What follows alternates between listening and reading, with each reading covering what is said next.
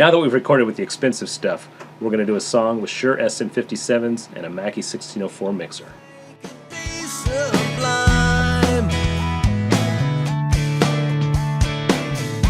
Up here on a stage, I can show you all of my affection. I've got nothing more than fantasy in mind. We could dance, have a go, make it fast, make it slow, throw a party for the people that you know. Go, turn it up, turn it down, watch the world spin around. Everybody, let's get lost in the radio. Our approach for miking the drums on this song was to get us set up using cheap mics that would be available anywhere and that pretty much everybody has anyway, which is the Shure SM57. We also took that same approach in the control room with mic pre's. Instead of using individual microphone preamplifiers, we've used a Mackie 16-channel mixer and used the preamps and EQ in that, and that's the case with every input here except for the kick drum. The Mackie only has 6 inputs, so the snare, the hi-hat, the 2 toms, and the 2 overheads are all running through the Mackie, and then we ran the kick drum, which is also an SM57, through the Focusrite 220 mic pre and EQ. For the placement in the kick drum, we've set the 57 off center and then pointed it back towards the beater, but it's far enough back in the drum to where it's actually hearing the sound of the drum and not just the sound of the beater head. For the snare drum, we're coming in at an angle, pointing more towards the center of the head, but coming across the head.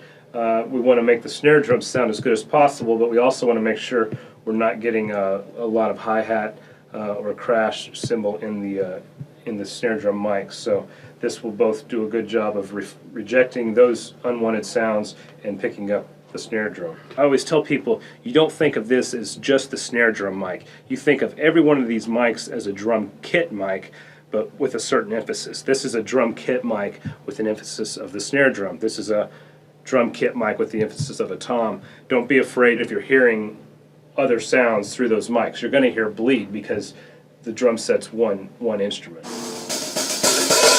I've placed the mic about 2 inches above the hi-hat, making sure that I'm not parallel with the hi-hat so I don't get too many low rumble frequencies, but I give it a bit of an angle, which creates a nice sound.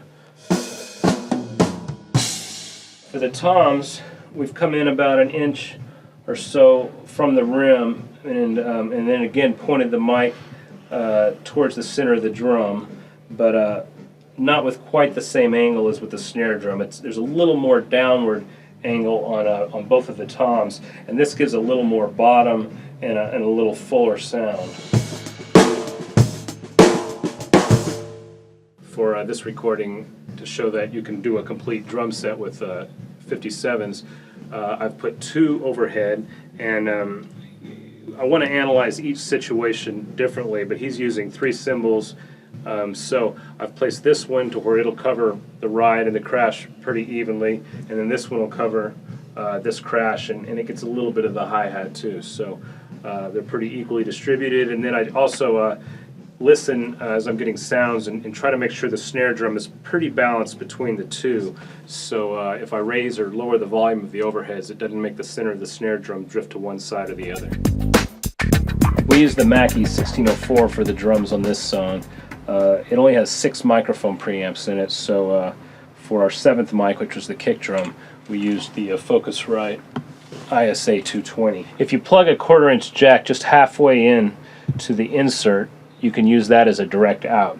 So we would run the microphone into channel 1 and then out of the insert send, and that would be how we'd get our individual out, so each one of these could go to a separate track.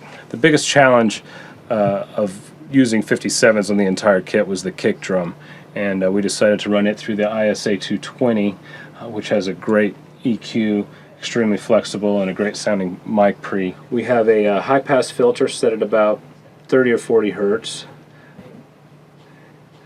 and we have low mids being rolled out about 300 hertz, being cut pretty drastically.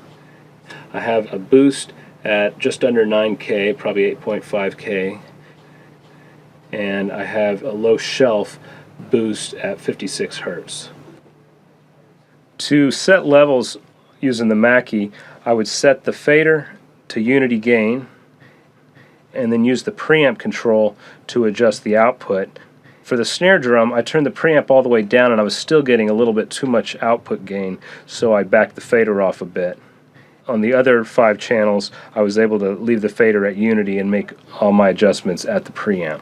We ran the snare drum through the first channel, and I boosted the high end a little bit. I rolled a little bit of the mid out, and I rolled a bit of the low end out. The hi-hat went through channel 2, where again I boosted the high end, I cut a little bit of the mids, and I rolled the low end all the way out. The first tom is going through channel 3, where I boosted the high end, I cut the mids, and the low end remained flat. The second tom went through channel 4, where I boosted the high end, I cut some mids, and I added some low end. And the overheads, which are adjusted identically, I boosted the high end, and then the mids and the lows remained flat.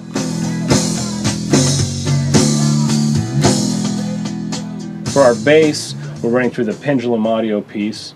I'm not using any EQ, and I'm just using a slight amount of compression at about a 4:1 ratio.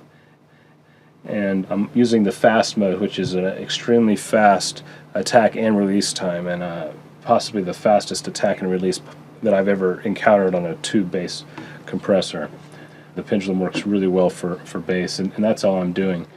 The bass sound that was coming out of Chris's rig, EQ-wise, sounded perfect, so there was no need to add any EQ.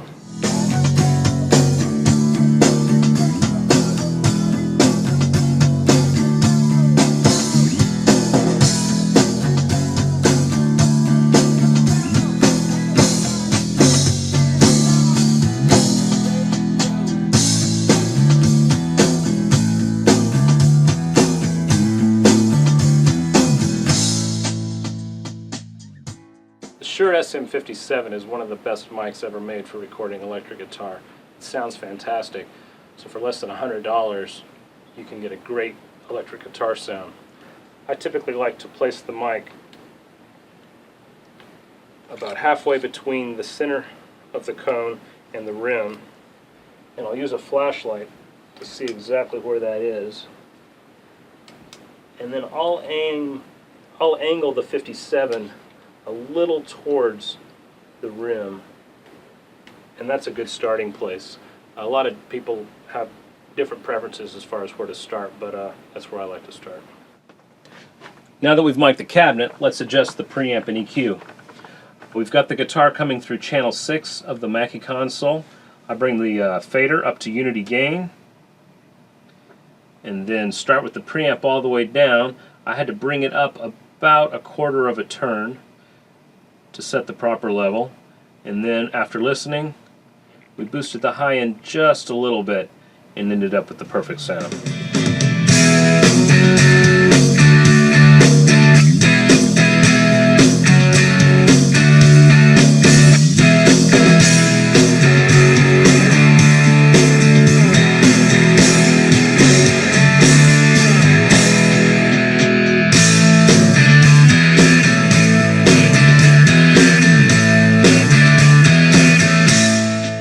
For this next song, we're looking for sounds, listening through the track and trying to figure out what the right sound is to come in with it. I thought to lay on top of the bass a really fat analog synth with just the filters wide open, giving it that.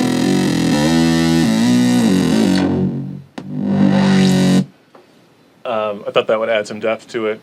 The sound that I've got, well, it's big. I thought some analog processing would really help it out, though. And so we hand it over to Russ. What I like to do with analog synths a lot of times is run them through the Sans amp. So we've processed it through the Sans amp, and then out of the Sans amp we went into the DBX 903 compressor to just level it out a little bit and let it sit in the track a little better, and this is what it sounds like.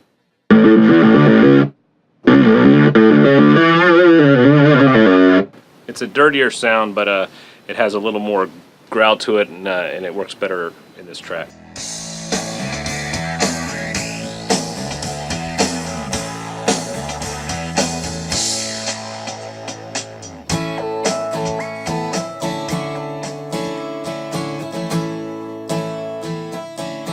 Regardless of what microphone I'm using, be it a SM57 or a KM84 or a SR77, I typically point it somewhere between the 12th and the 15th fret, and I'll usually have it a little more out on the neck, angled in towards the body.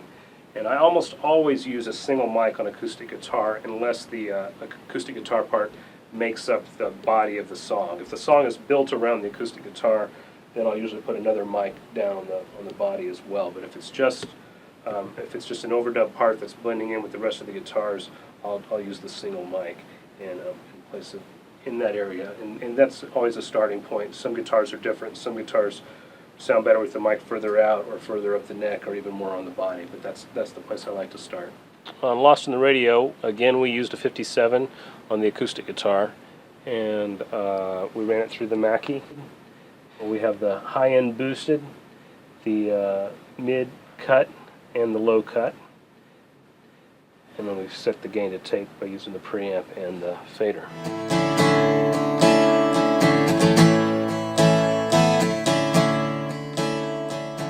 Before I talk about specific microphones, I'd like to mention a couple of points that are true for all microphones. First of all, if the singer is using a stand, it's really important that you have a small piece of carpet on top of the stand so you don't get the sound reflections coming off the stand, which would be a metallic sound and wouldn't work well with the voice. So I always have a carpet on top of the stand to block out those reflections. Second, it's really important to have a pop filter that eliminates the common popping problems with P's and T's, this is one I've been using that works really well, but there's several different kinds. A lot of them are made out of pantyhose. You can make your own, or you can buy one, but that'll save you a lot of problems as well. When working specifically with the 57, which I don't typically use for vocals, but for this project, we wanted to just show that quality tracks could be recorded completely using 57s. The 57's a little more susceptible to pops, so not only do I use the pop filter, the external pop filter, but I have a closer piece of foam directly over the capsule of the microphone, and these two together work well with the 57. But with most higher end microphones, you find that the external filter works fine. When you're singing along, if you know this part's going to be kind of a yelling part and it's been real soft, you want to work the mic so you're singing softly right up on it. And then when you start to have a rough part that's a little bit louder, back up just a little bit. And sometimes if you know you got people or some kind of a word that's going to pop a P, the screens are great, but they don't always catch everything. And you can see the people. You can kind of move away from directly into the mic just a little bit whenever you can see that a word is coming up that might pop. That'll save you some headaches too. Did you notice me waiting for a look in my direction? Love to talk to you if just for a while.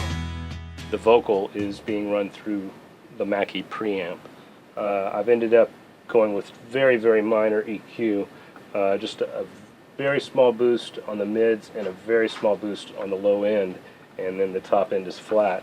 And the fader was set at unity gain, and I controlled the level to tape with the preamp control on the back, and it ended up sounding really nice.